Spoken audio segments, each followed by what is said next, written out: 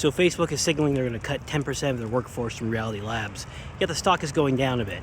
Now you're probably wondering, wait a minute, wasn't it back in November, December last year they said they're going to cut 30% of their VR spending and the stock popped?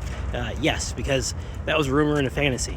Now people are facing reality of, oh, it's going to be a 10% reduction of headcount, not in Facebook overall, but in the VR group. Now, to be clear, we don't like layoffs. It's not good. We'll lose our jobs and things like that. But Wall Street's sociopathic, and they think, okay, less people working, which means less expenses, which means higher profit. And that's the way the world works for stock market. But now Wall Street's realizing, wait a minute, that's not a 30% budget cut. It's only a 10% layoff in VR labs. And so the stock is kind of coming back down to reality. So I find it interesting. And then also, they mentioned the cuts that we are doing, we're going to be pushing that towards investing more in AI. So Wall Street is not that happy. I think overall, I keep on looking at Facebook's cash flow, making tens of billions per year in cash flow. They could continue this AI spending and still be okay.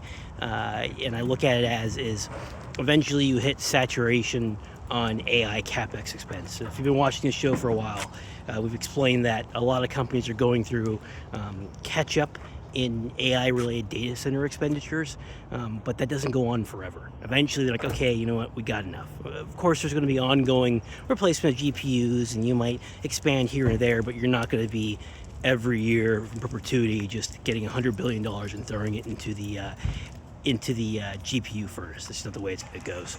Another thing I want to talk about is Chinese government signaled that they're going to review the Manus acquisition. Now, what's interesting is, while Manus was started in China, they changed their headquarters to Singapore, and then they have some headcount also in San Francisco and another location. So what China's trying to signal is kind of like what the U.S. does with the antitrust rules. They want to basically show, like, hey, did the Manus team figure out a way of raising money in China and then getting out of the country in Singapore and then getting an exit to the U.S., which allows their investors to get paid, but without dealing with Chinese regulatory environment, which is not investor friendly. And so it'll be interesting to see how all that does shake out.